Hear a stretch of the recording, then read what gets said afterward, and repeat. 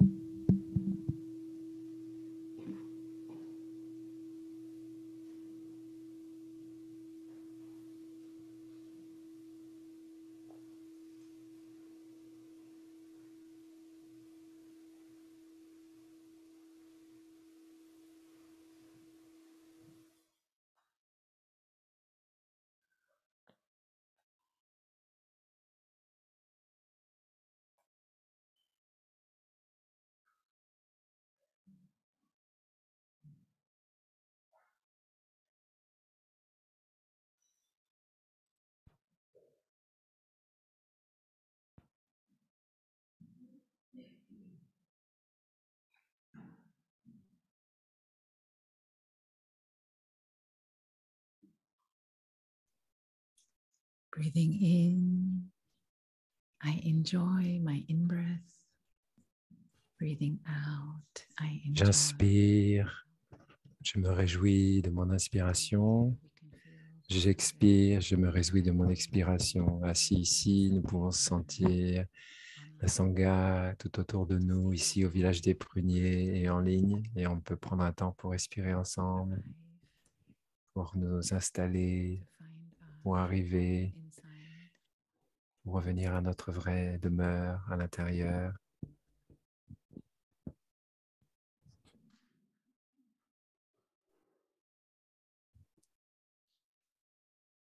Breathing in, J'inspire, I know I am alive. je sais que je suis vivant. Out, I J'expire, smile to life. je souris à la vie Around me, en moi et autour de moi.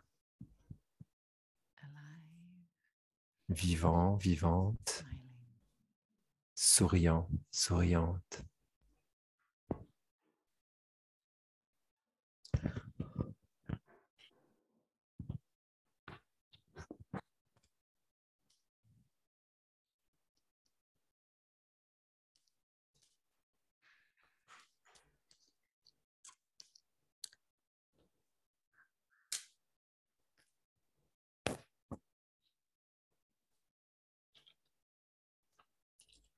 Breathing in, J'inspire, I have a body.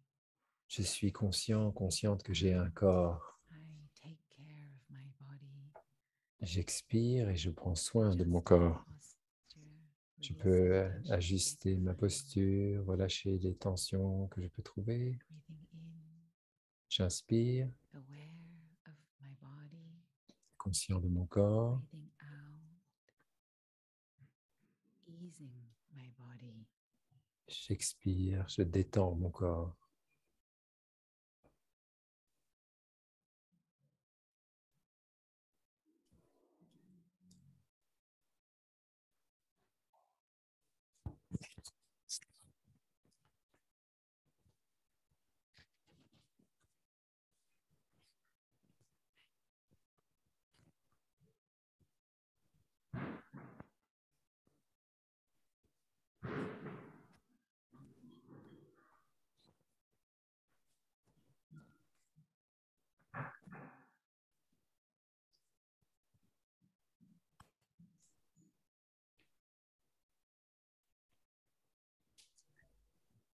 Breathing in, J'inspire, I am aware of my Sangha body je suis conscient de mon corps de Sangha, la communauté that lives in harmony and awareness, the community qui vit en practicing Thai harmonie, en teachings pleine all over the conscience et qui world. pratique l'enseignement de Thaï partout dans le monde. Breathing out, J'expire.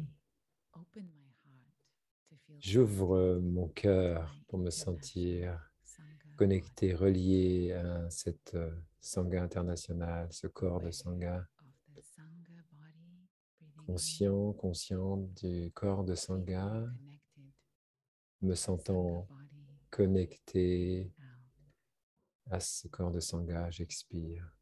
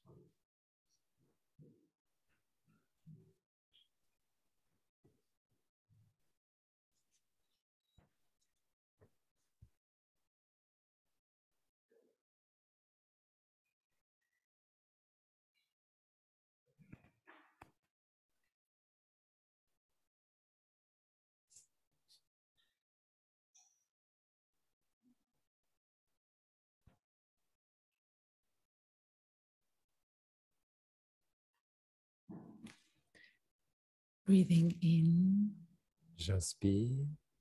I'm aware that Thai is Je breathing suis with me. conscient, consciente que With Thaï this respire avec breath, moi, avec cette its inspiration, gentleness, sa its warmth, douceur, sa gentillesse, sa its chaleur kindness and compassion. et sa compassion. Breathing out, J'expire. the whole Sangha Toute la is Sangha breathing with Thai in each one of us. respire avec Thaï en chacun d'entre nous. Breathing in with Thai, J'inspire avec Thaï. the whole Sangha breathing in and Toute la out Sangha with Thai. qui respire avec Thaï.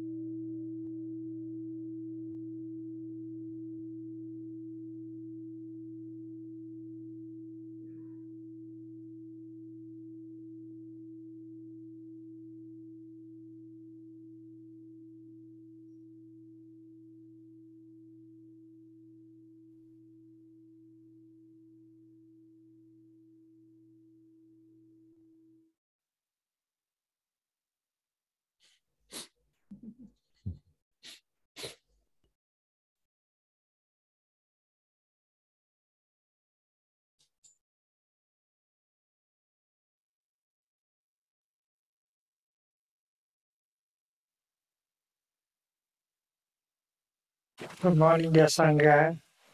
Bonjour, cher Sangha. You hear well? Vous m'entendez bien? Not well enough. Ah, pas tout à fait. Good morning, dear Sangha. Bonjour, cher Sangha. Better? C'est mieux? Today is the 21st of June. Donc, c'est le 21 juin I'm aujourd'hui. aware. Je suis conscient. The Sangha is still with me.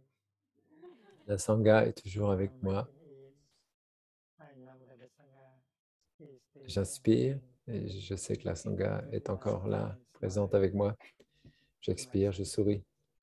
Je souris à ma Sangha. And we are in the Assembly of Stars Meditation Hall Nous of sommes ici dans l'Assemblée des étoiles, dans la salle de méditation du Hameau du Bas, the village. au village des Pruniers. Last day of our 21-day retreat. C'est le dernier jour de la retraite de 21 jours en 2014. Nous avons une session de questions-réponses aujourd'hui.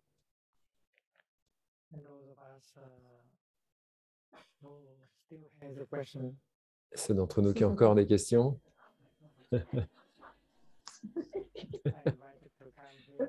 je les invite ici à venir s'asseoir sur cette chaise ici et poser leurs questions. Rappelez-vous qu'avant de poser la question, on écoute la cloche, on respire tous ensemble avec la Sangha. Et les plus jeunes sont vraiment encouragés à venir poser leurs questions. Ah, là, il y a quelque chose de drôle, mais on ne sait pas, on ne voit pas l'image. Il y a du monde. Ah oui, c'est ça, il y a beaucoup de monde arrivé. Nous avons ce plan de maïs avec nous, qui pratique avec nous.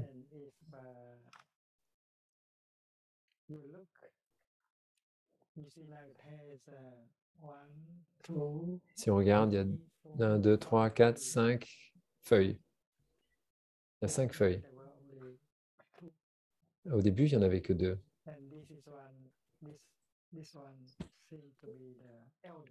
Et celle-là semble être la plus âgée.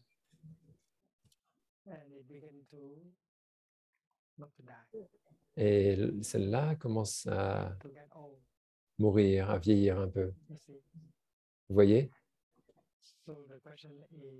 La question est, est-ce que cette feuille va mourir ou pas? Elle va sécher dans quelques jours. On le voit déjà sur le bout de la feuille. Ça, c'est la grande sœur de toutes les autres.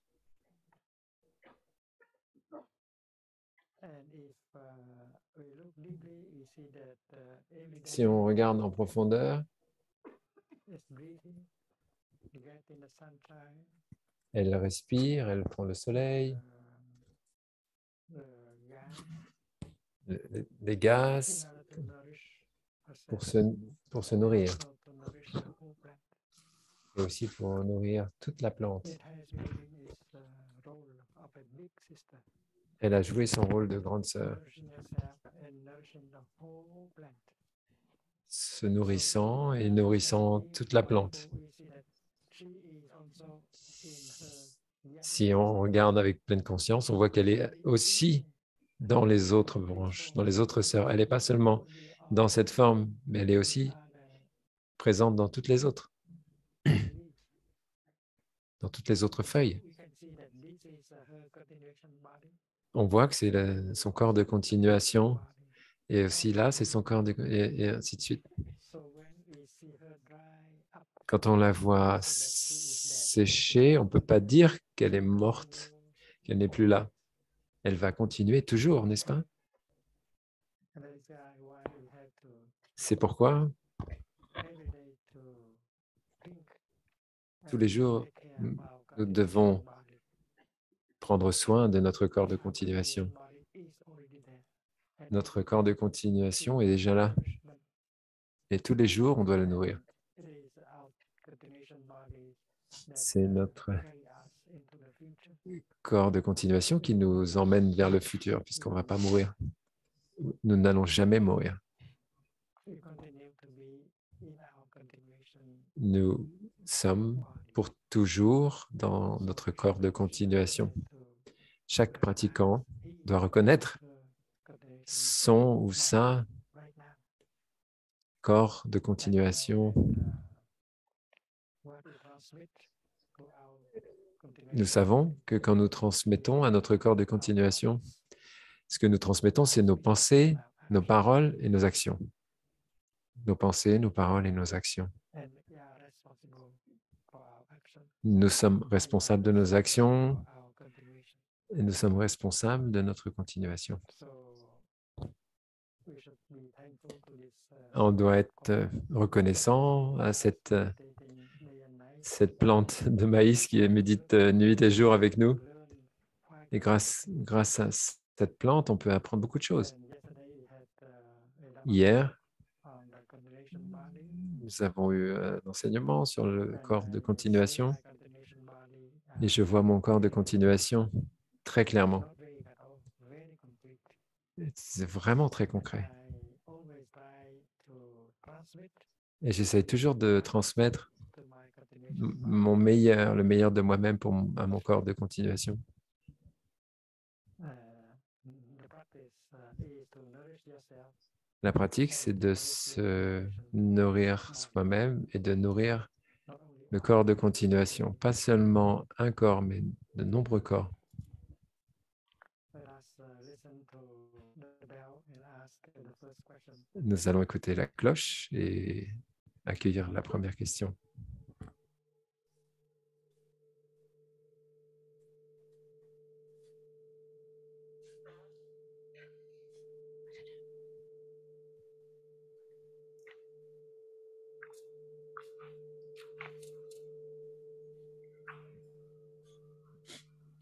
Dear Thai, dear Sangha, Cher Thai, cher Sangha, practice I have been realizing avec how deep ma pratique, j'ai réalisé were the ideologies combien instilled profonde as a child to toute prevent l'idéologie myself from que the j'ai instability construite moi-même en tant qu'enfant pour face à l'instabilité de mon environnement. Et pourquoi, became to be pour first mon équilibre intérieur, and how I il fallait que je sois la première à l'école. of always looking at me as Et the first j'avais pris cette énergie d'habitude inconsciente d'être toujours la première pour me cacher ma peur, and to give me illusory confidence. pour me donner une I know confiance that the illusoire. coming school year will be Je, academically very challenging. je sais que les années à venir dans ces études vont être vraiment un défi pour moi. Comment je peux faire pour continuer à progresser sans être encore prisonnière de cette forme d'idéologie ou de pensée, qu'il faut être la meilleure. Cher Thai, cher Sangha, donc, elle résume la question en fait. Donc, elle répète qu'elle avait besoin pour se protéger d'être toujours la première à l'école. Ça lui permettait de trouver un peu de confiance en elle et d'avoir moins peur. Mais depuis qu'elle est ici, elle voit que ce besoin est en train de s'effondrer. Ce n'est pas vraiment un point d'appui. Mais elle a encore des années d'études devant elle. Elle demande à Thai d'être guidée pour savoir comment faire dans les années à venir. This is the concern of many people Ça, c'est quelque chose qui touche beaucoup de gens, en fait. in the military, Chez les militaires, business circle, dans les cercles des affaires, tout le monde veut être le premier. because they believe that to be number Parce one qu'ils pensent, ils croient qu'être le premier, is the basic condition for happiness. c'est la condition de base pour être heureux. But that is a kind of a view Mais c'est une forme de vue, de vision transmitted to us by qui nous a été transmise par nos ancêtres, peut-être, our collective thinking. peut-être par la pensée collective. And because of that, we have to strive Et à cause de ça, on doit toujours lutter jour et nuit. So that view is very costly. Donc We have c'est to tout à pay fait, with our whole life. et c'est tout à fait réel en fait. On peut payer de toute sa vie et ne jamais expérimenter la joie, la détente, parce on est prisonnier de cette forme de vision.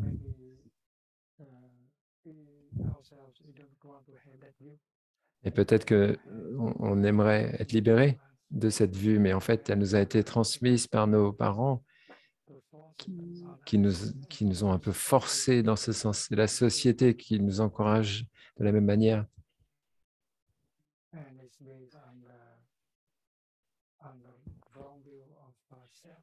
Et c'est une perception erronée du soi.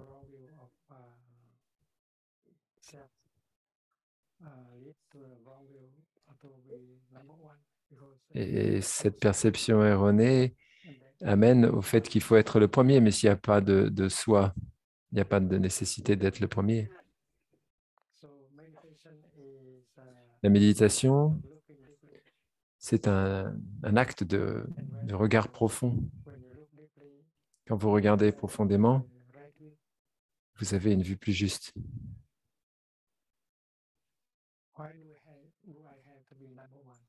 Pourquoi ai-je besoin d'être le premier ou la première? Est-ce que c'est une condition nécessaire au bonheur? Pourquoi mes parents, mes ancêtres veulent que je sois le numéro un? Et on peut trouver beaucoup de réponses. Peut-être nos ancêtres voulaient être les premiers, mais ils ne pouvaient pas, alors ils veulent que nous le fassions pour eux. Nous devons méditer là-dessus. Chaque fois que nous chantons, nous lisons un texte, nous chantons comme un seul corps, nous écoutons comme un seul corps et nous transcendons l'illusion d'un soi séparé. Et nous pouvons dépasser le complexe de supériorité, d'infériorité et d'égalité. C'est pour nous aider à voir, à abandonner cette vue erronée du soi. Quand cette perception erronée est partie d'un soi séparé, alors cette condition qu'il faut être le premier va aussi disparaître.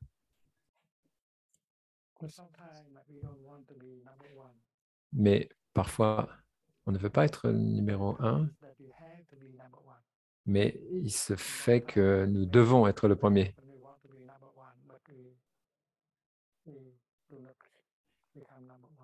Mais des fois, on veut être numéro un et on ne peut pas.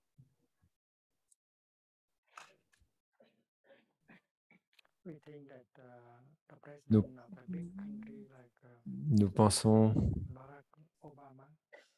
que le président d'un grand pays comme Barack Obama, on pense qu'il est le numéro un, le plus puissant, la personne la plus puissante du pays. Mais je pense que M. Obama sait qu'il n'a pas assez de pouvoir, qu'il n'est pas assez puissant finalement. Il doit se sentir vraiment impuissant parce qu'il y a beaucoup de choses qu'il voudrait faire mais qu'il ne peut pas faire. Si lui n'a pas assez de pouvoir, alors comment nous pouvons avoir assez de pouvoir? Est-ce qu'il est heureux en tant que numéro un? Ça, c'est notre méditation. Est-ce qu'on veut devenir numéro un ou est-ce qu'on veut devenir heureux? Quand on a la volonté de transformer cette vue erronée en vue juste, on se libère soi-même, mais on libère aussi nos ancêtres. Et on libère le monde de ces perceptions erronées que si tu n'es pas le premier, tu ne peux pas être vraiment heureux. Et quand nous sommes un étudiant,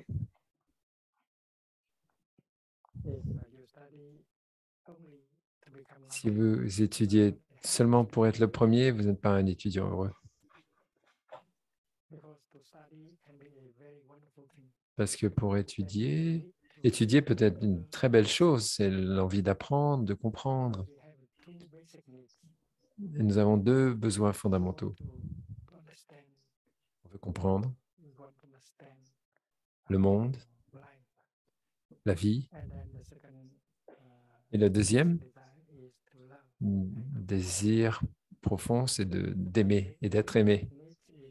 Ces deux besoins fondamentaux, c'est comprendre et aimer.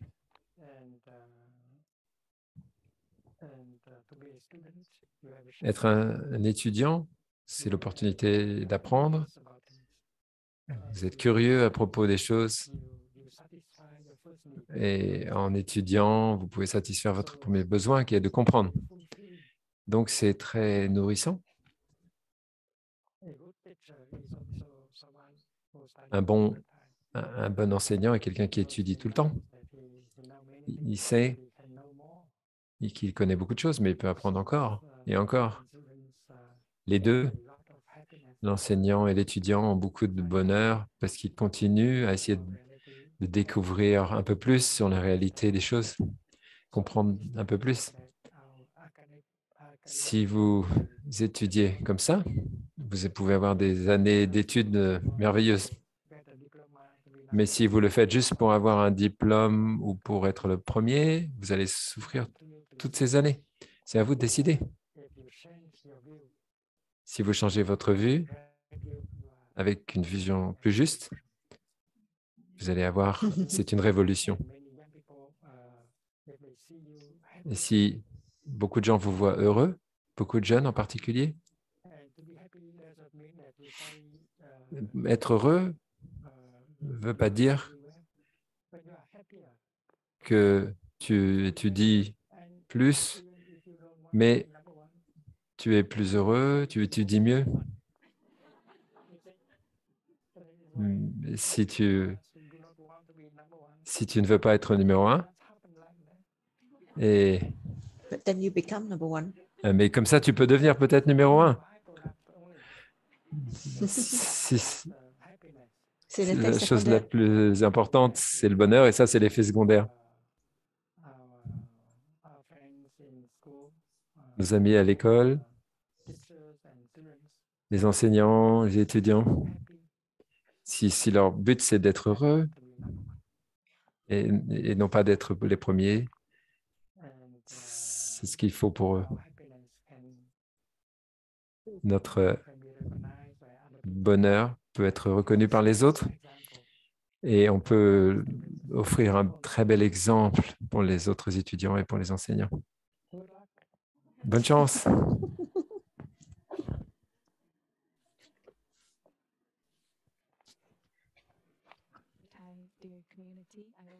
Chère Thai, chère communauté, je vais essayer de faire un sommaire. Je trouve l'enseignement de Thai sur la mort, ça me conforte beaucoup. Il y a 18 ans, cet retraitant, il a fait une retraite dans la tradition tibétaine. Il y avait le thème aussi. L'enseignant a beaucoup parlé sur comment transformer le conscience au moment de mourir, mais qu'est-ce qui se passe quand on meurt? Et l'enseignant a parlé en détail des enfers différents qui existent, ceux qui sont plus chauds ou moins chauds, et les images qui sont présentes dans les enfers différents. Un des images, c'était le fantôme affamé. Dans un tel enfer, on peut être né avec une gorge très menue. On a beaucoup de faim, mais on ne peut pas recevoir la nourriture. Et il y a d'autres images aussi. Donc, la question de cet ami, c'est est-ce que ces images qui sont offertes sont là pour nous aider?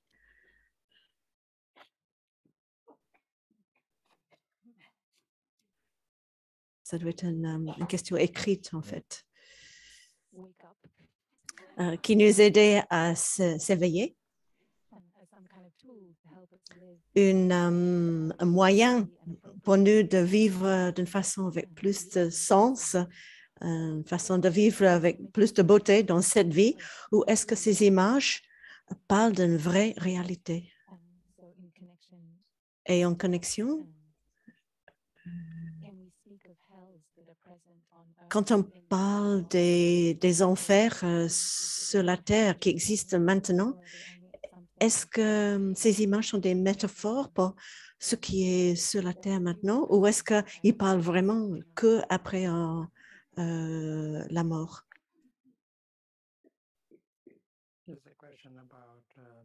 C'est une question sur la connexion, le sommeil, son rêve et aussi la conscience de très fonde. Suivant la forme de la question, nous savons que la personne qui pose une question, cette personne a déjà sa réponse.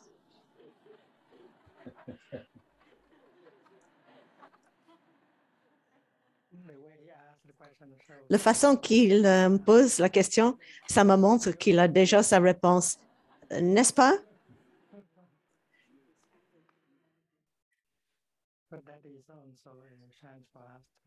Mais ça nous donne une chance aussi pour regarder et voir que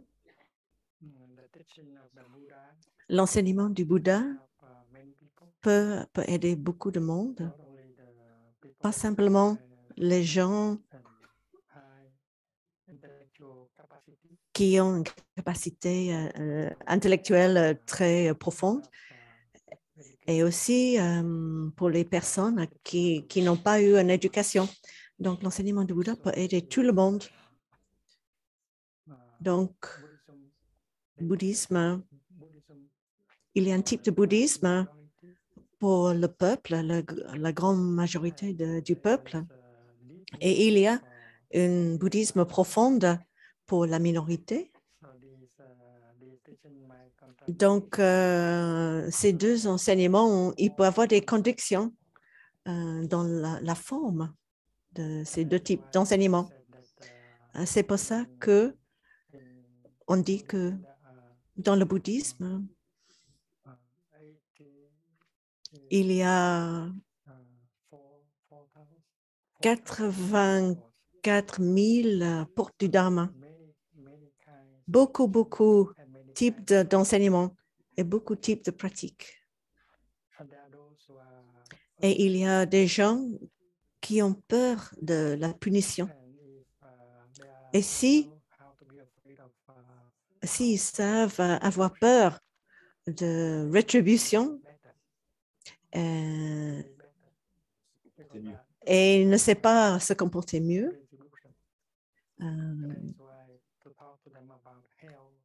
et comme ça, si on les parle des enfers, les enfers froids, les enfers chauds, ça peut les aider, ça peut les encourager.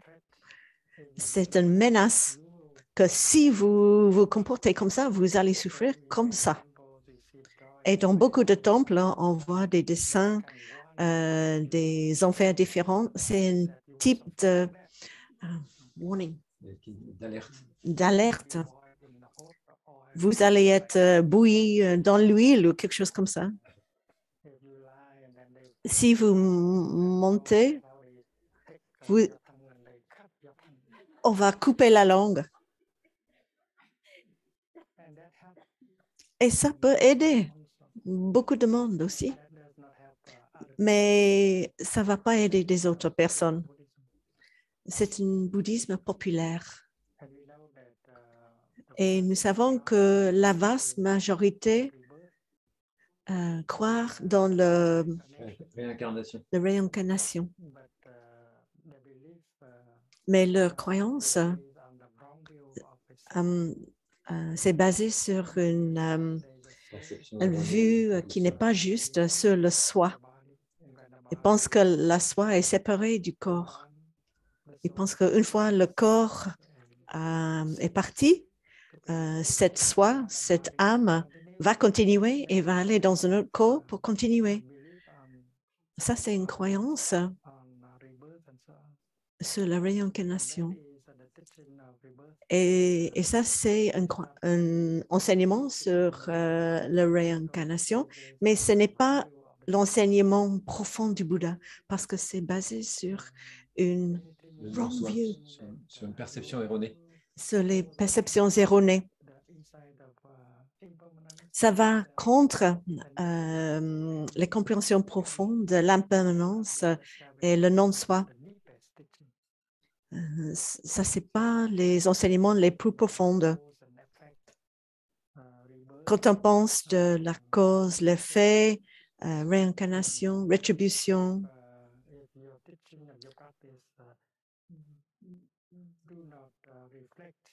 si les enseignements, si votre pratique ne reflète pas les enseignements de l'impermanence, le non-soi, le nirvana, ça, ce n'est pas le vrai enseignement du Bouddha. Donc, il y a beaucoup de choses qui viennent des Védas, des Upanishads. On sait qu'avant le Bouddha, il y avait déjà des croyances dans la réincarnation et la rétribution. Ça, c'est le karma. Ce n'étaient pas des idées inventées par le Bouddha. Rétribution, karma, réincarnation, ça existait avant le Bouddha. Mais ces enseignements se basaient sur une croyance dans le soi. Le Bouddha, il a enseigné sur la continuation de la vie, mais son enseignement s'était basé sur la compréhension profonde de le non-soi, l'impermanence et le nirvana, le non-mort, la non-naissance. Mais ce type de croyance qui n'est pas entièrement bouddhiste, ça peut aider. Et il y a des gens qui croient que la terre pure de l'Amrita Bouddha n'est pas ici, mais c'est dans la direction de l'ouest et on peut y aller que quand on meurt.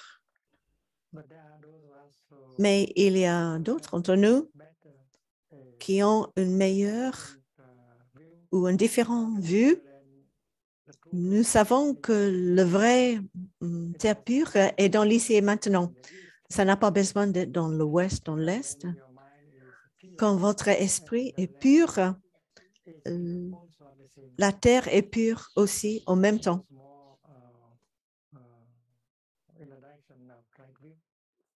Ça va plus dans la direction de la vue juste. Mais l'esprit du bouddhisme, c'est la tolérance. Donc, il y en a qui ne comprennent pas le bouddhisme profond.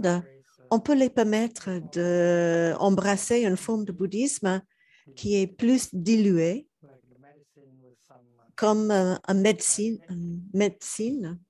où on met du sucre dedans. Et c'est plus acceptable, ça peut les aider. On ne va pas les critiquer parce que leur croyance ne va pas avec la vérité ultime. Mais comme nous avons de la compassion et nous avons la compréhension, c'est pour ça que la compassion est possible. Et la vue des vrais bouddhistes, c'est toujours tolérance et pas le fanatisme. Si vous avez des moyens habiles, vous pouvez les guider vers une vue plus juste de plus en plus. Et on peut appliquer cette idée à nous tous. Au début, on avait une idée sur les trois joyaux, Bouddha, Dharma et Sangha. Après 10 ans de pratique, nous avons une meilleure pratique, une meilleure idée sur le Bouddha, Dharma et Sangha. Et après 50 ans de pratique, on a une meilleure pratique et une meilleure idée sur le Bouddha, Dharma, Sangha. Donc, après ça, on doit embrasser cette pratique de la tolérance.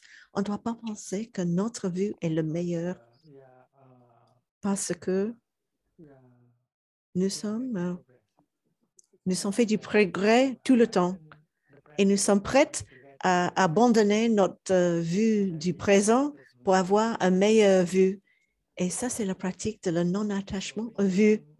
Dans le bouddhisme, si vous avez cette compréhension profonde, vous allez avoir beaucoup de tolérance et vous pouvez accepter des autres types de bouddhisme. Vous n'allez pas critiquer les autres. Comme ça, vous pouvez aider les autres d'avoir une vue meilleure et meilleure. Et c'est pour ça, il ne faut pas avoir des conflits entre les écoles de bouddhisme ou les guerres. Il y a tellement des écoles de bouddhisme et qui organisent des espèces de guerres saintes, mais nous devons garder cette tradition de tolérance.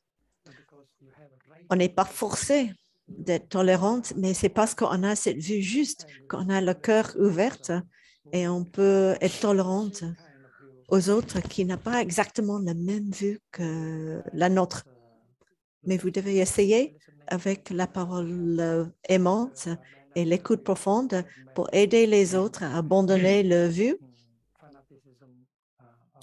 Les autres qui sont peut-être encore fanatiques. Ça peut les aider. Ici, nous apprenons que le moment présent, c'est quelque chose qui peut exister indépendant du passé et le futur. On ne peut pas couper et séparer le passé, le présent et le futur parce que les trois temps, passé, présent et futur, sont. Dans l'un, on voit les deux autres. Et c'est pour ça que si on touche le moment présent profondément, on va toucher le passé et le futur. C'est pour ça que le passé est encore disponible et le futur est déjà disponible. Et ça, c'est la compréhension profonde qu'on a, on va recevoir quand on médite sur la nature de l'inter-être du temps.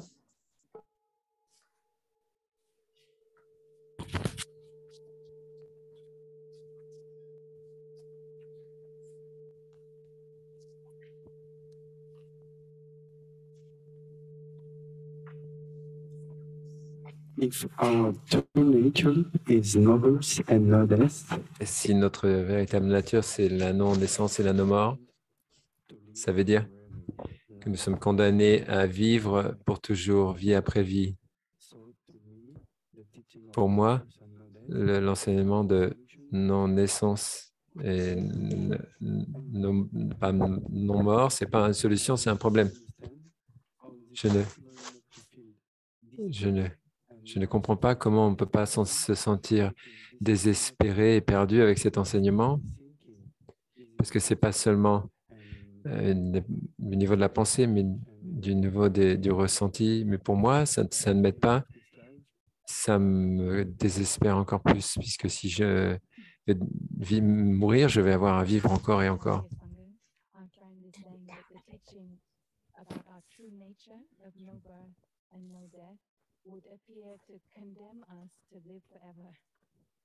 Donc, est-ce que cet enseignement va nous condamner à vivre pour toujours? Et cet enseignement est une source de souffrance, vraiment. Ce n'est pas seulement intellectuel, c'est vraiment quelque chose de profond. Désespoir, puisque je meurs et je vais avoir à renaître si je peux mourir. Si nous mourons, la vie va être courte, on peut vivre intensément et de toute façon, maintenant ou plus tard, on va renaître. Donc, on peut éventuellement mourir plus vite, plus jeune. Plus tard, on va être très ennuyé. Il y a deux types de personnes. Il y a beaucoup d'entre nous qui veulent vivre pour toujours. Ils sont très, très peur de mourir. C'est pourquoi, dans l'histoire de l'humanité, les gens cherchent plutôt l'immortalité. Dans le taoïsme, ils essaient de trouver des herbes, des médecines qui vont vous rendre immortel, par exemple.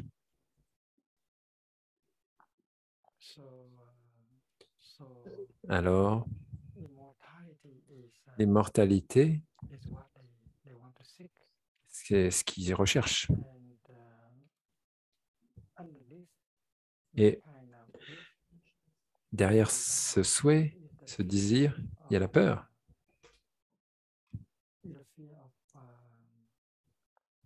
La peur de l'annihilation, la peur de ne plus être.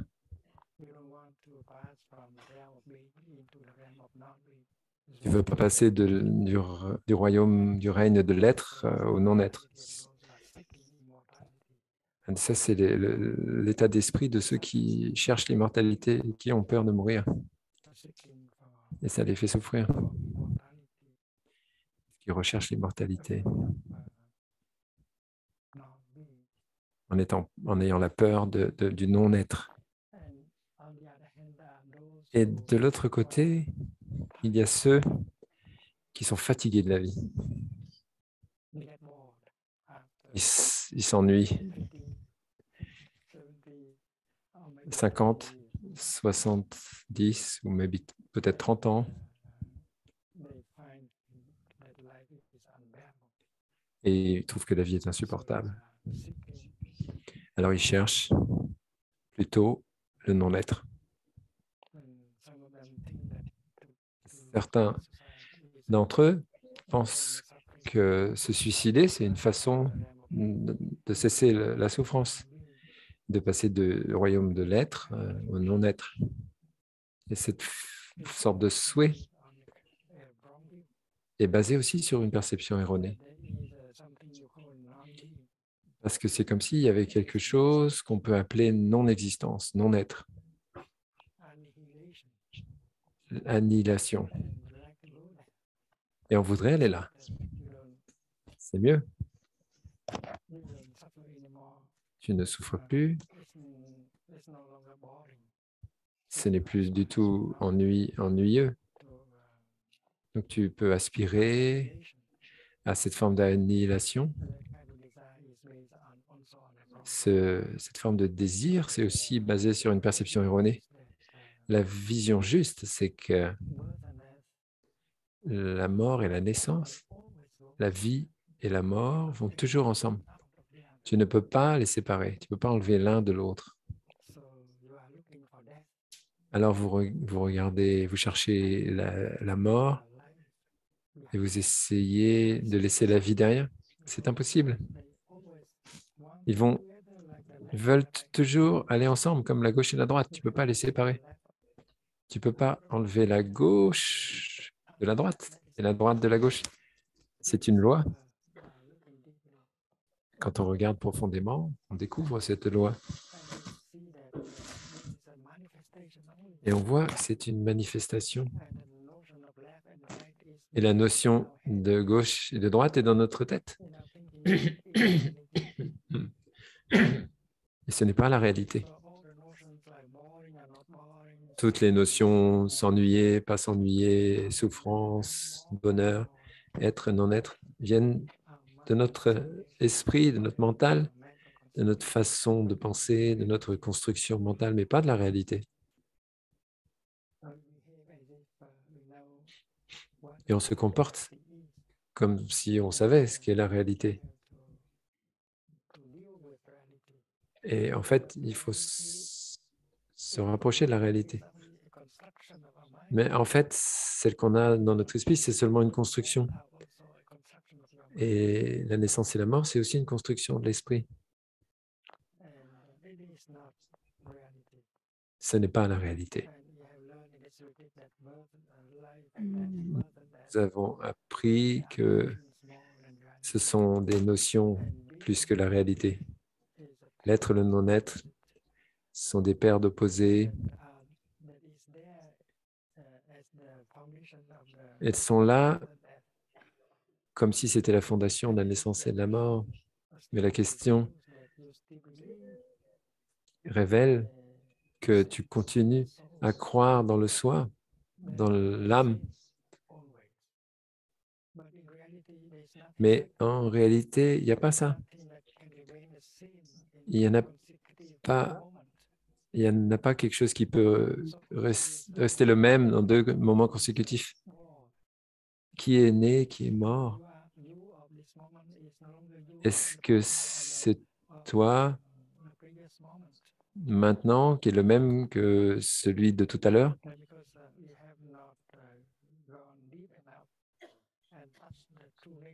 Parce que pour l'instant, tu n'as pas encore touché la vraie nature de la non-naissance et de la mort, du non-soi, de non-être et du non-non-être. Pour ceux qui cherchent le nirvana,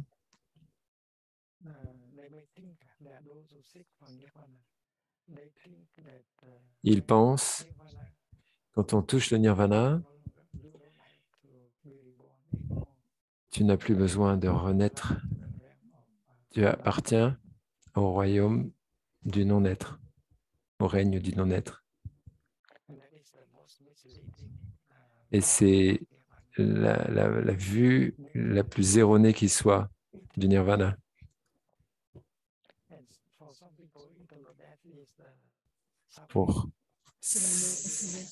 La mort éternelle, pour certains, c'est ça qui va les sauver, de ne plus souffrir, mais c'est une vue parfaitement erronée.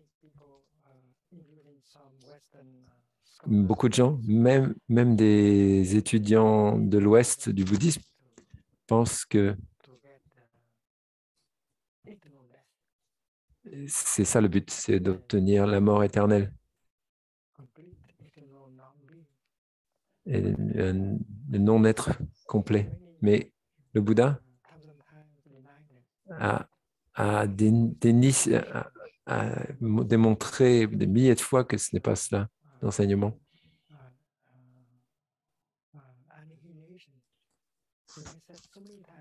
Qu'il n'y a pas cette dimension d'annihilation. Je n'enseigne pas l'annihilation ou le nihilisme. Ma vue, c'est transcender les 2 notions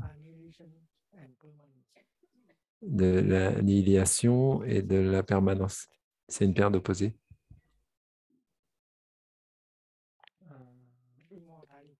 L'immortalité est un extrême. Et cette âme immortelle qui ne va jamais mourir, c'est un extrême. L'annihilation, c'est l'autre extrême. La vision juste, c'est une compréhension profonde qui transcende les 2 notions, l'immortalité et le non-être, l'annihilation. La méditation consiste à se libérer de ces notions, de ces paires de notions. Et quand on arrive à se libérer de cela, on a la paix. On n'a plus d'inquiétude. Tu ne penses plus à un soi qui a un besoin d'aller dans le samsara de la naissance et de la mort. Il n'y a ni mort, ni naissance. Il n'y a pas de soi qui va à travers la naissance et la mort. Ce sont que des notions. Et quand vous avez cette vision profonde, vous devenez léger, vous n'avez plus peur.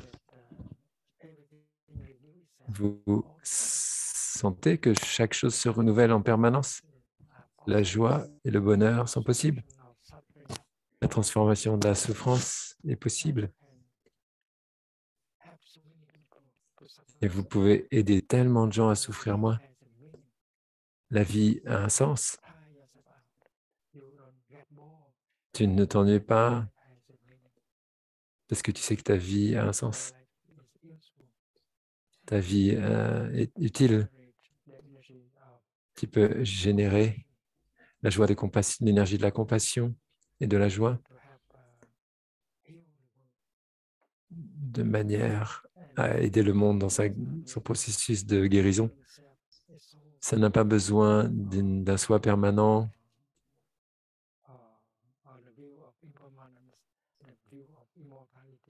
ou cette vue d'immortalité ou d'annihilation. Le nirvana est avant tout l'extinction de ce qu'un de souffrance, l'affliction, la peur, la colère, le désespoir. L'extinction de ces afflictions est possible si vous parvenez à vous libérer de ces notions telles que la naissance et la mort, l'être et le non-être. Vous pouvez définir le nirvana en tant qu'absence de notions. Et aussi, d'un coup, disparaît la souffrance basée sur ces notions de naissance et de mort. Et c'est un joli sourire. Un très, très joli sourire.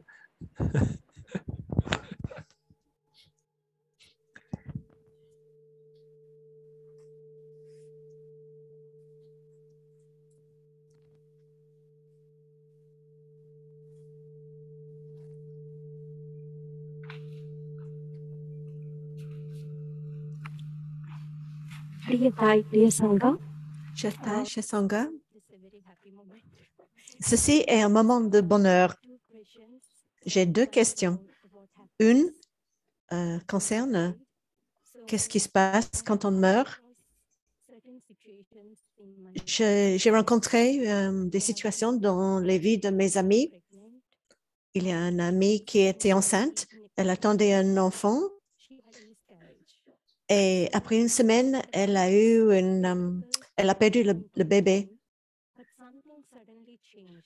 Donc, entre la naissance et la mort de cet embryo, qu'est-ce qui se passait? Et l'autre extrême, il y a d'autres situations. Quand quelqu'un est à l'hôpital, sur le point de mourir, mais il y a quelque chose qui les sauve. On dit qu'ils sont ruinés. Ils sont presque, ils touchent quasiment la mort et d'un coup, ils reviennent dans la vie. Et donc, je voudrais comprendre qu'est-ce que c'est qui fait que la manifestation, ça change. Et la deuxième question, je comprends intellectuellement. Le dualisme est nécessaire pour les affaires mondaines. Et la réalité ultime, c'est pour un autre besoin. Donc, je voudrais comprendre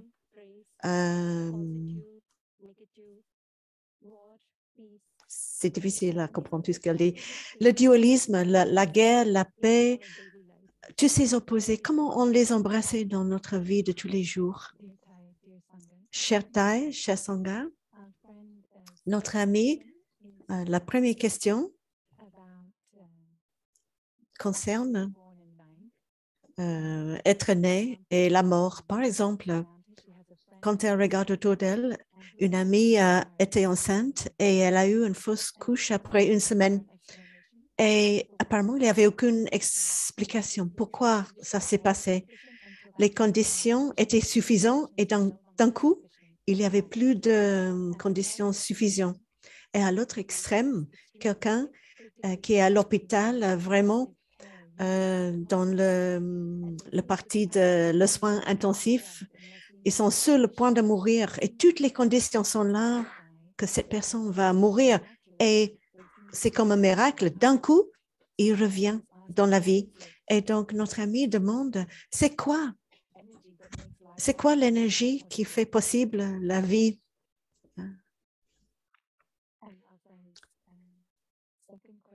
Et la deuxième question,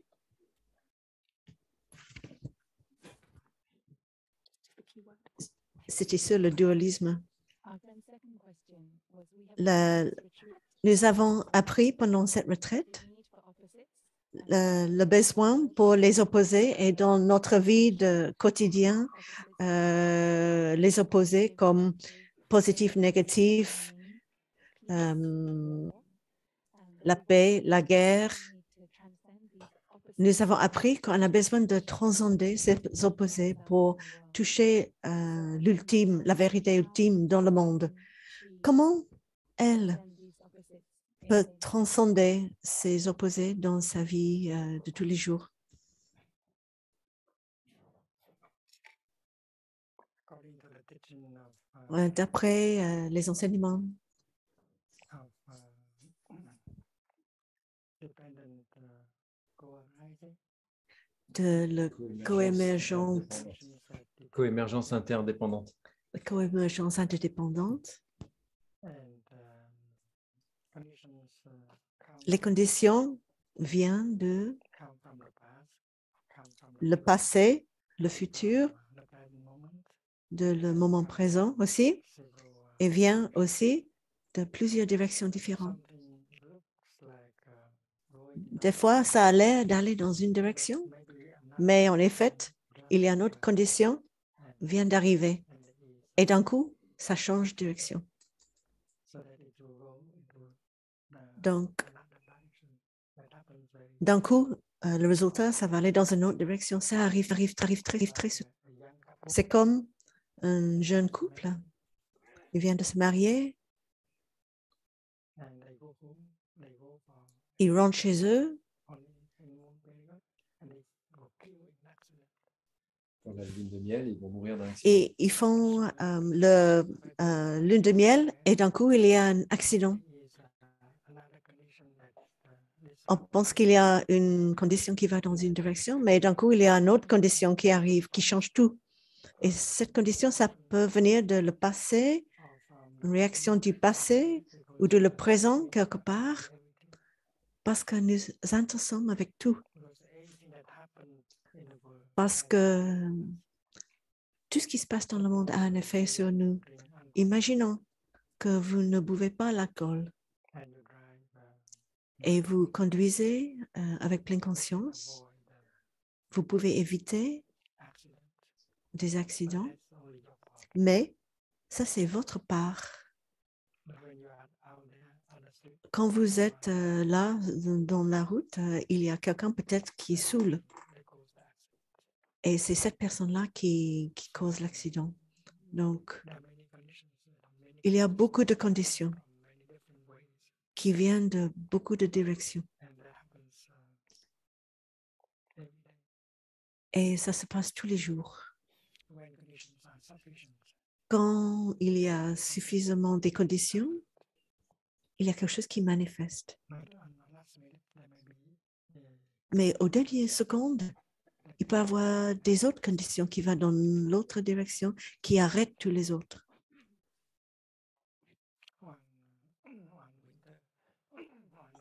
Un hiver, à l'Hermitage où j'habite, d'un coup, il faisait assez beau.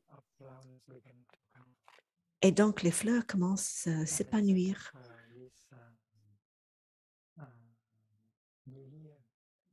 Et il y a tête qui arrive, le nouvel an lunaire qui arrive et on a envie de décorer l'hôtel du Bouddha.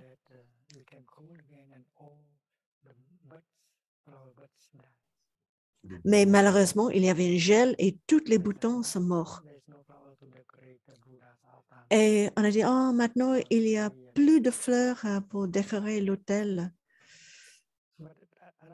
Mais une semaine d'après, il y avait encore du beau temps et les boutons de fleurs commencent à s'épanouir encore une fois. Et donc, on voit très clairement que tout dépend sur les conditions. Mais la question, est-ce que les boutons de fleurs qui venaient la deuxième fois sont les mêmes boutons que des boutons de fleurs qui venaient la première fois? Ou est-ce qu'ils sont différents? Ma mère, avant que j'étais née, elle a eu aussi une fausse couche. Et cet enfant qui ne venait pas, est-ce qu'il est mon frère ou est-ce que lui, c'est moi?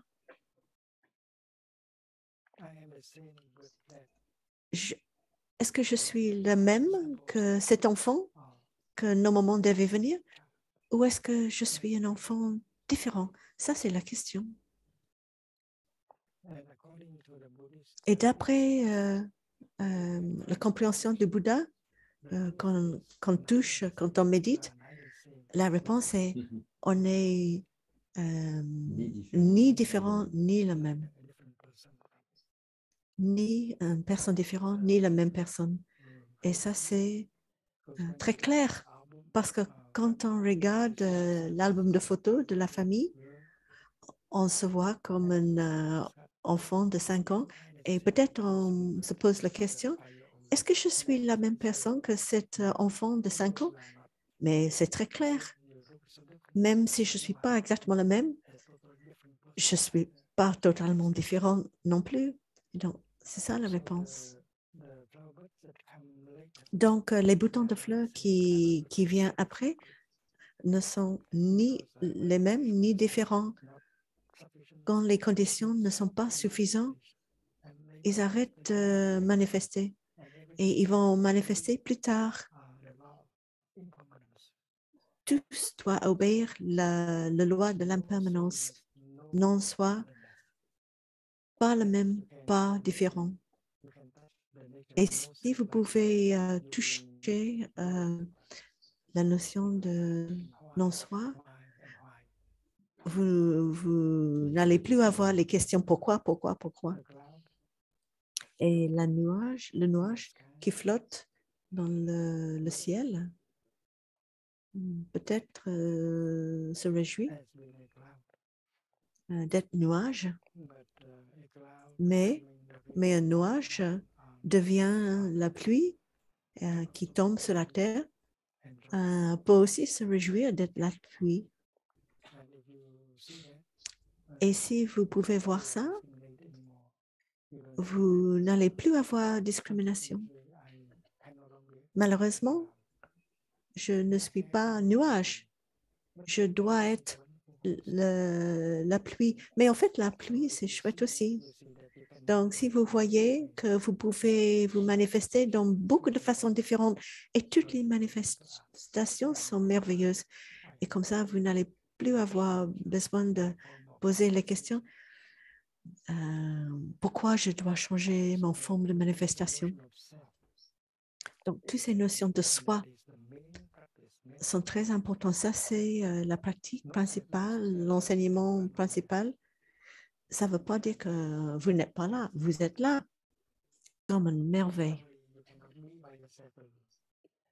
Mais vous ne pouvez pas être là toute seule. Vous êtes avec tous les autres.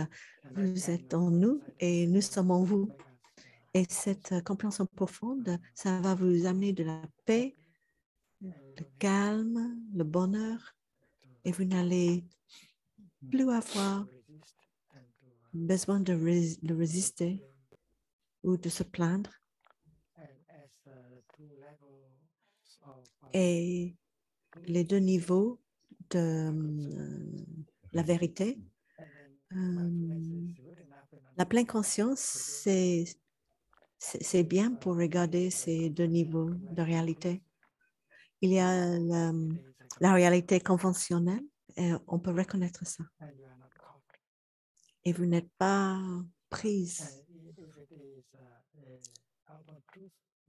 Et si c'est une vérité ultime, vous le reconnaissez tel quel et vous n'êtes pas prise par cette idée de la réalité ultime non plus. Donc, vous êtes libre. Vous acceptez les deux types de réalité. Comme le bouddhisme, c'est quelque chose que vous aimez.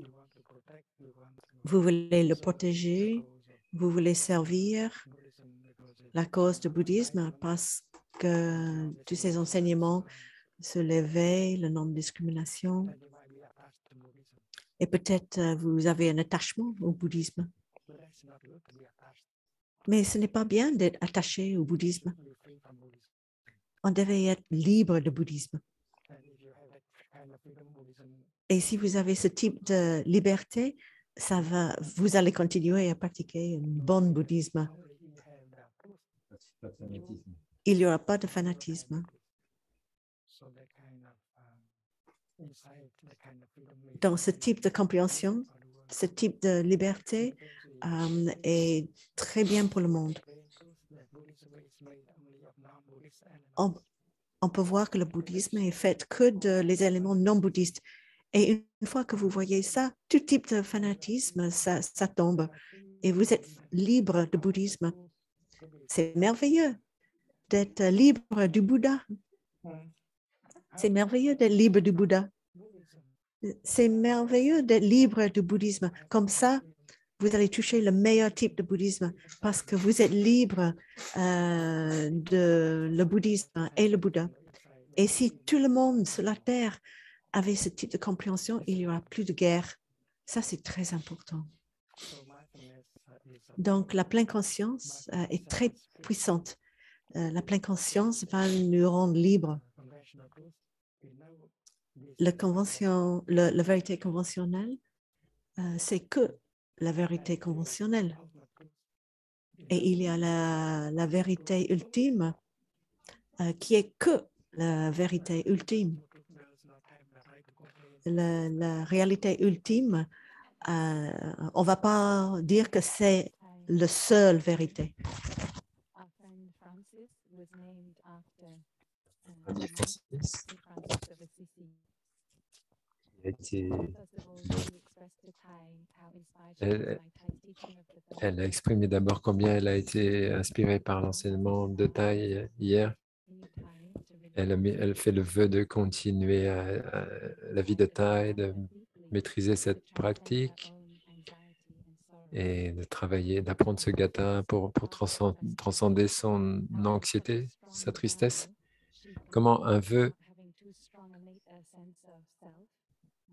un tel vœu profond, comment peut-elle réaliser ça sans s'attacher au soi?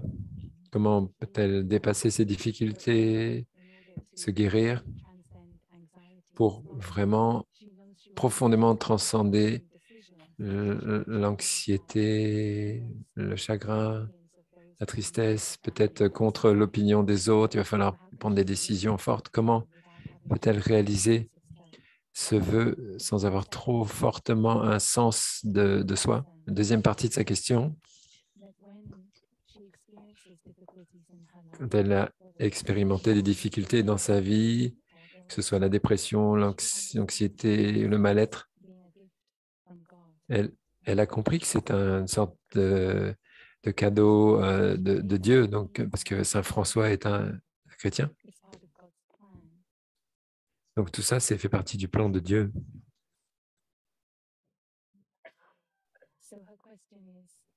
La question est, elle voit Dieu à l'extérieur d'elle-même, mais aussi à l'intérieur. Est-ce que c'est vrai que tout ce que Dieu fait, Dieu lui dit, c'est bon? Est-ce qu'on peut voir Dieu agir dans les conditions, dans toutes les conditions? Tu parles de la mort du soi.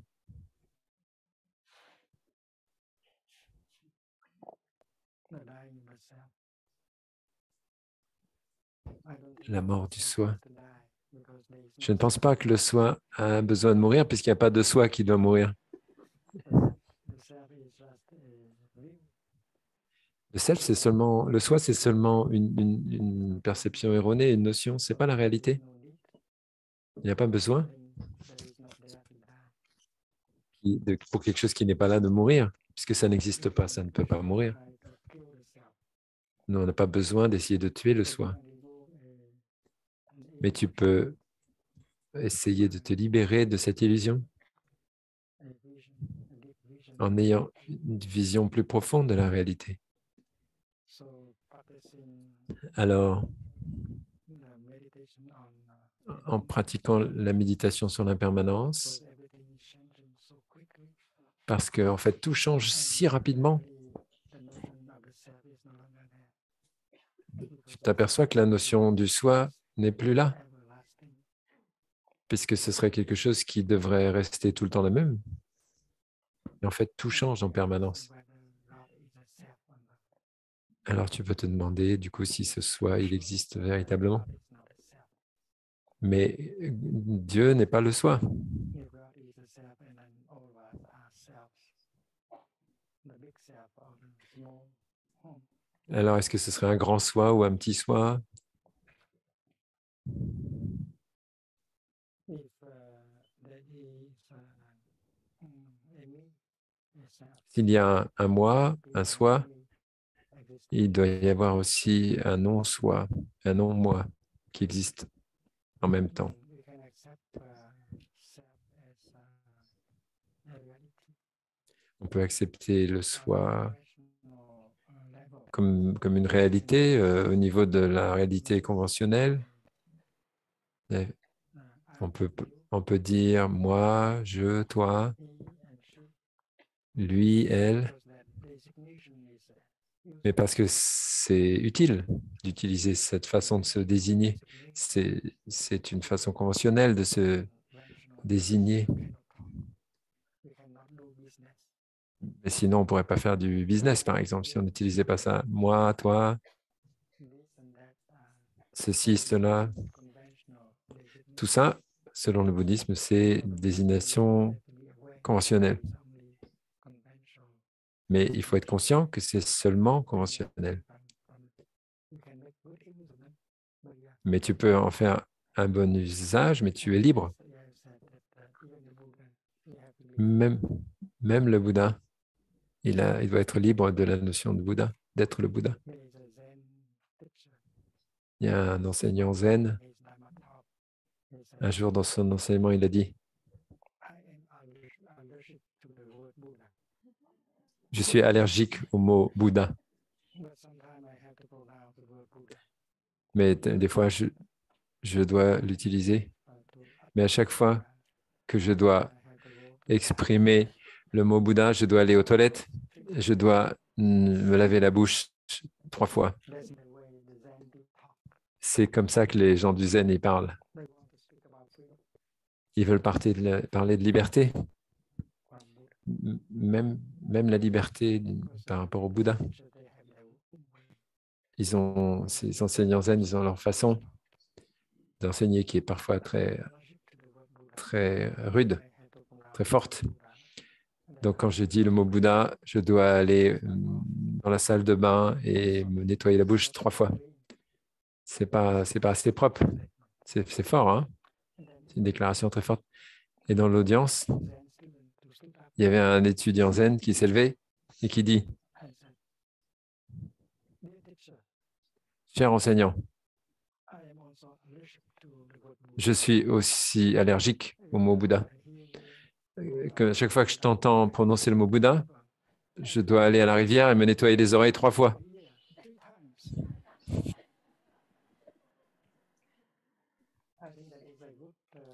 Ça, c'est un bon couple enseignant-étudiant.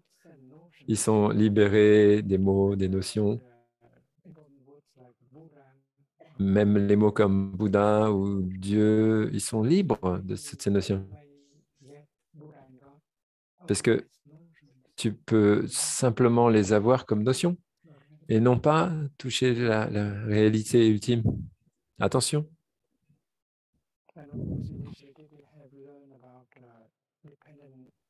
Bien sûr, nous avons appris sur la codépendance, l'émergence codépendante. Nous avons l'exemple du nuage.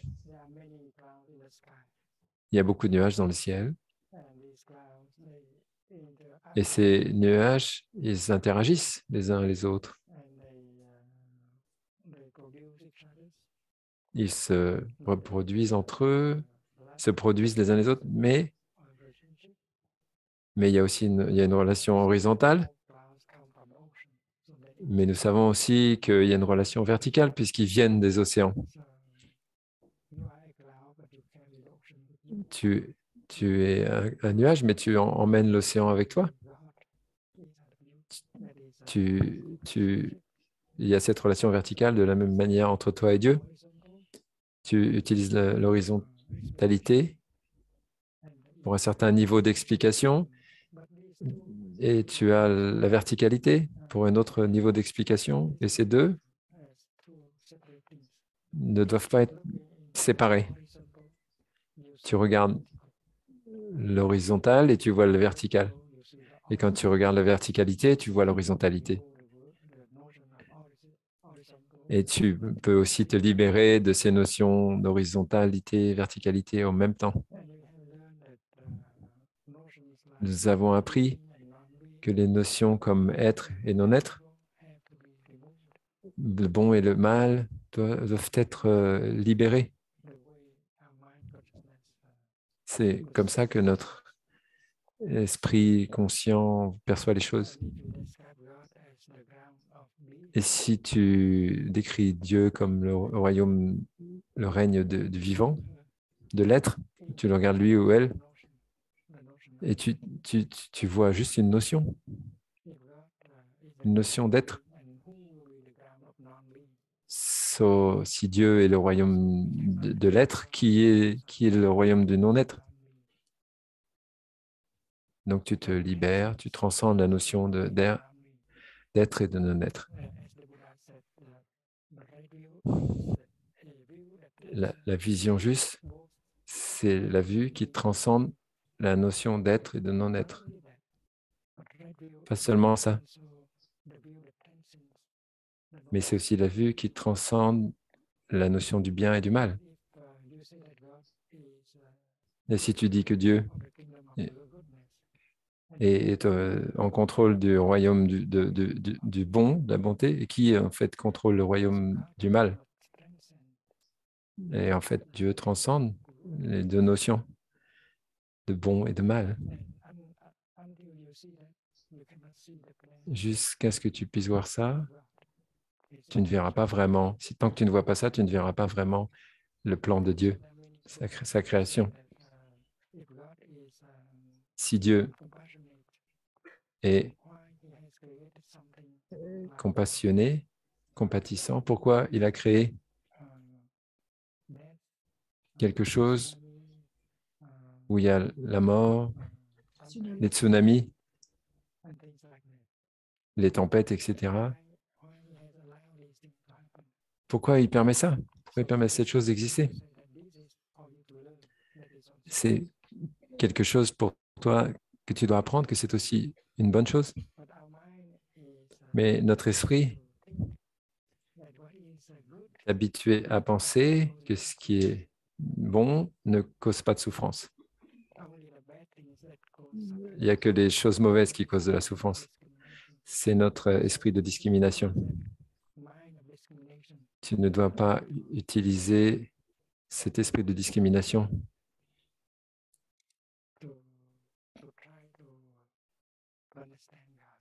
pour comprendre Dieu. Ce n'est pas possible. Ça ne marche pas. La façon la plus profonde et la plus merveilleuse de toucher la dimension ultime, c'est de se libérer des notions comme celle du bien ou du mal, de l'être et du non-être. Et on a appris ça, que tout est une merveille. Il n'y a ni bien ni mal. C'est seulement l'esprit qui a ces notions, qui est prisonnier de ces notions. Elles peuvent être utiles, mais si tu es prisonnier de ces notions, tu souffres. Chers amis, il y a un enseignant à Hanoï, dans le nord du Vietnam, qui venait au village des Poignets et qui pratiquait. Et elle avait un cancer. Son nom, c'est Sister Lan Nguyen. Elle venait de mon temple racine. Un moine de Hue est allé dans le nord Il a créé donc un temple. Il était aussi un des descendants de mon enseignant. Et donc, quand elle s'est rendue compte qu'elle avait un cancer,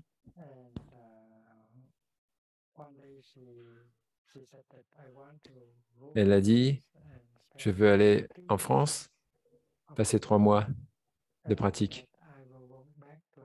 Et ensuite, je vais retourner à Hanoï et mourir. Elle a accepté la mort. Mais elle voulait passer ces 3 derniers mois au village des Pruniers, profitant de l'assise, de la marche, d'être avec la Sangha. Quand elle est venue, les sœurs lui ont dit, va à Bordeaux voir un médecin. Elle a dit, non, je n'ai pas besoin de voir de médecin. J'accepte ma mort. Je veux juste passer tout mon temps qui reste avec vous au village des Pruniers, c'est tout. Et durant ces 3 mois, elle a vraiment profité de toutes les activités avec nous. Et on voyait qu'elle était bien. Et quand elle est rentrée à Hanoï pour mourir, les sœurs lui ont demandé à nouveau d'aller chez le docteur. Juste pour voir. Elle a dit, OK, so elle est allée voir le médecin. Et le médecin a trouvé que toutes les métastases étaient revenues à un seul endroit. Et qu'elle était en bonne santé après 3 mois de pratique, de joie, de non-peur. Donc, elle a pu vivre beaucoup d'années après tout ça. 19 ans, Sir Kong est en train de me dire. Presque 20 ans après. Elle était pleine de confiance, de foi. Elle avait beaucoup d'énergie pour partager ensuite la pratique du viager prunier à Hanoï, au Vietnam. Nous sommes toujours dans un pays communiste. C'est difficile pour nous d'organiser des retraites, de pratiquer comme ça. Quand une retraite est organisée, il y a des milliers de personnes qui viennent et en fait, le gouvernement n'aime pas spécialement les jeunes. Quand tu ailles visiter le Vietnam, on était autorisé à avoir quelques retraites. Mais pour les jeunes, il y avait souvent plus de 5000 personnes. Le gouvernement, le parti communiste n'aimait pas ça. Il ne pouvait pas contrôler. Les gens si jeunes, très enthousiastes.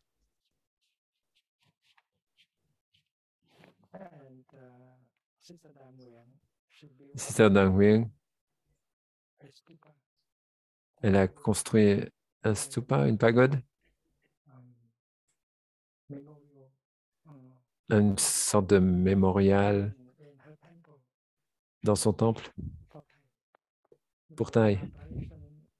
Dans notre tradition,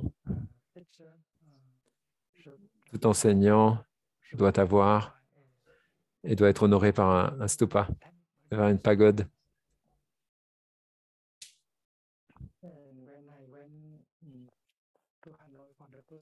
Quand je suis allé à Hanoï pour la première fois, en 2005, le stupa était déjà construit.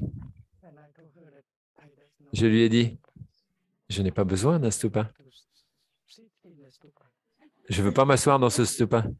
Je veux être partout. Mais j'ai déjà construit pour toi, mon cher Thaï. Dans ce cas, je lui ai dit, il faut que tu mettes un panneau devant le stupa. Tu dois dire, je ne suis pas ici. Thaï n'est pas à l'intérieur.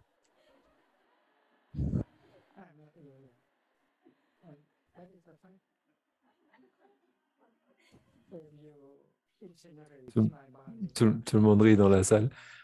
Si tu incinères mon corps, avec la cendre, tu peux mettre une petite boîte à l'intérieur. Non, c'est pas moi, je ne veux pas être là. Dehors, c'est tellement mieux, c'est tellement plus joli. Mais les gens ne comprennent pas tellement cette phrase. Je ne suis pas non plus à l'extérieur. Si vous me cherchez à l'intérieur, vous ne me trouvez pas. Si vous regardez à l'extérieur, vous ne me trouvez pas non plus. Et s'ils ne comprennent toujours pas, la troisième phrase, c'est il n'y a rien à l'intérieur, rien à l'extérieur. Et s'il n'y a rien, à ce moment-là, vous pouvez le trouver dans votre façon de marcher et de respirer. S'il y a quelque chose, ça peut être trouvé dans votre respiration et dans votre façon de marcher. Chers amis, si vous voulez être avec Thay, si vous voulez voir la continuation de Thay, c'est dans votre façon de respirer, de marcher. C'est là que Thay est. Il est vraiment en vous. Et vous êtes vraiment la continuation de Thay. La façon dont Jésus-Christ a reçu le pain et l'a partagé, ça c'est Jésus. C'est non pas son corps, ses perceptions, ses ressentis.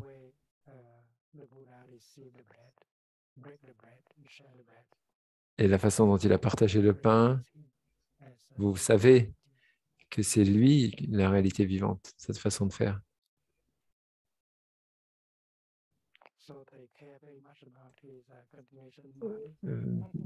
Thay a beaucoup d'importance pour ce corps de continuation, prend soin de son corps de continuation.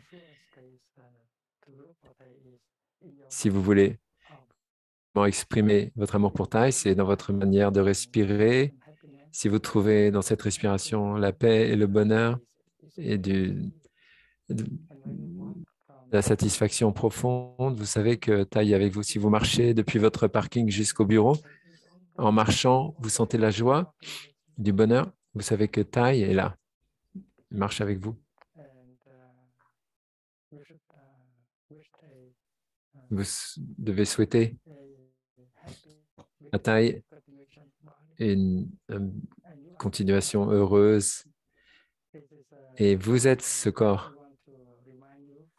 C'est ce que nous voulons vous rappeler, puisque c'est le dernier jour de la retraite. Après ça, nous allons avoir le temps de marcher ensemble, de voir les fleurs de lotus dehors, qui sont fleuries.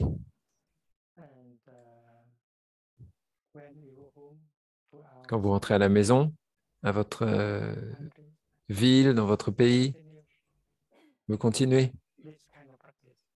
cette forme de pratique.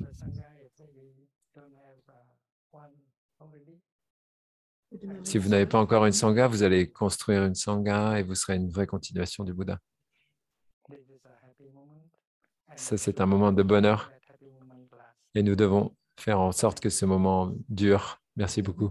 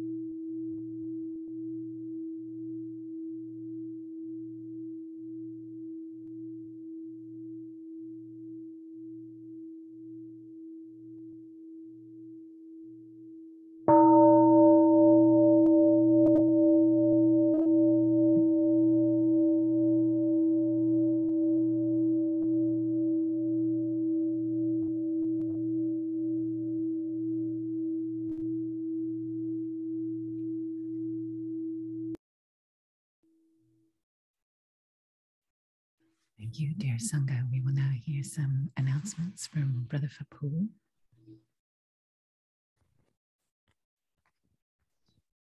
Donc, nous allons avoir quelques annonces de Frère Phaphu.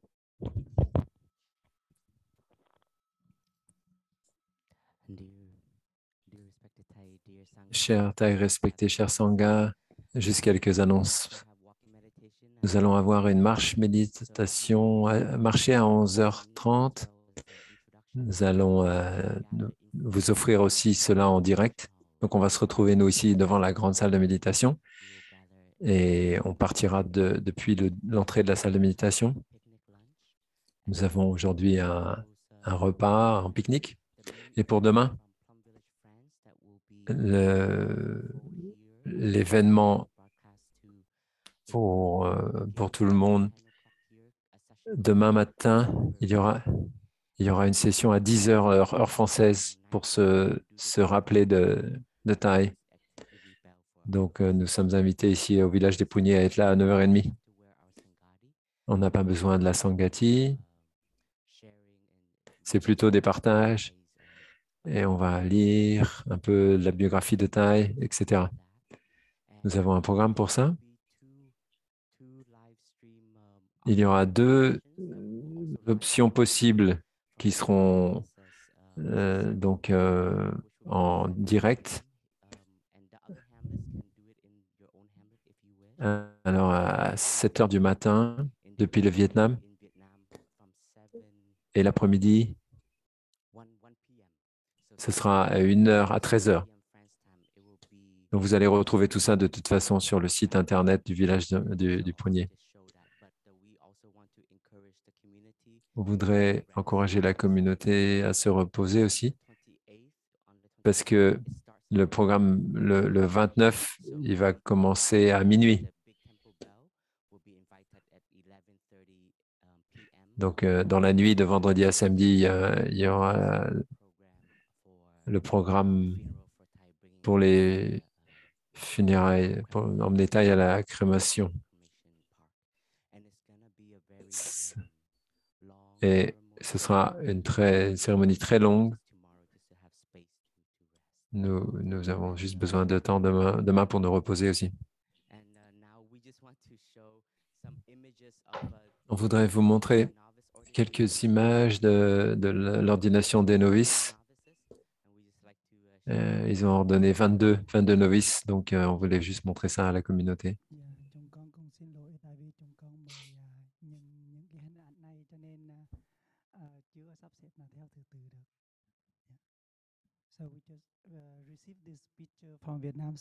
On a reçu ces quelques photos du Vietnam, juste pour s'apercevoir, partager avec le temple Racine.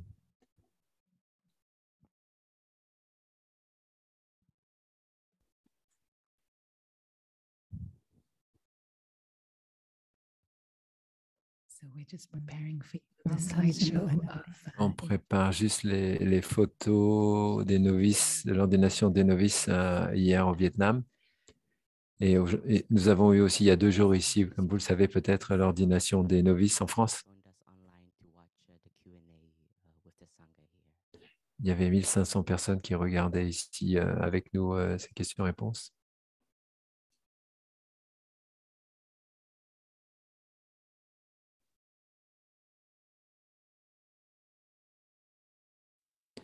Donc on attend les photos.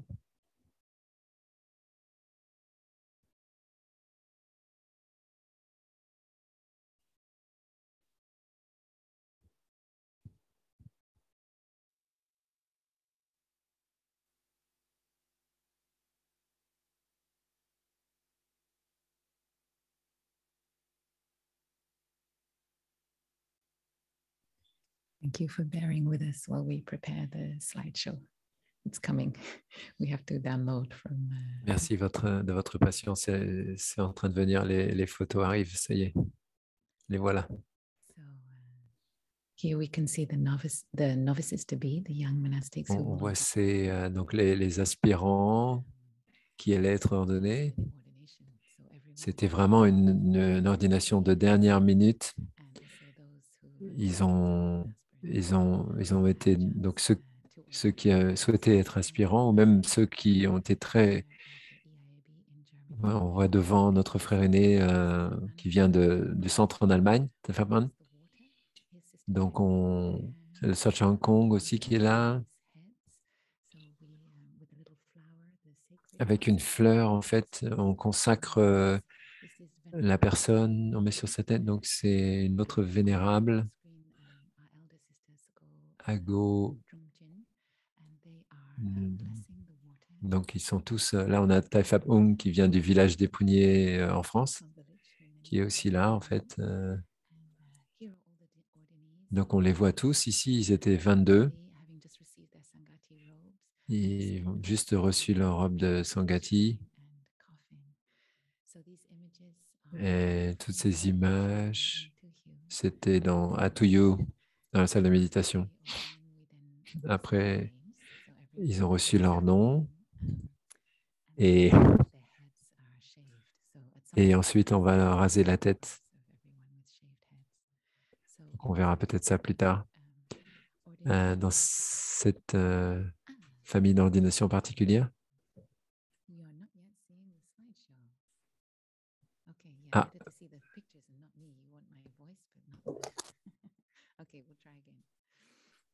Ok, donc on va recommencer. Apparemment, vous n'avez pas vu les photos. Alors, si, bon, non, voilà.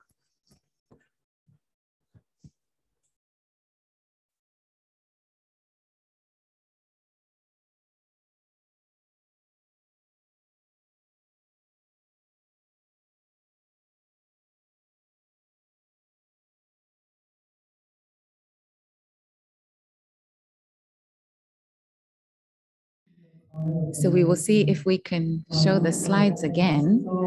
And I wonder if our brothers in the sound room can organize that for us. And I will try to explain what we're seeing in the pictures.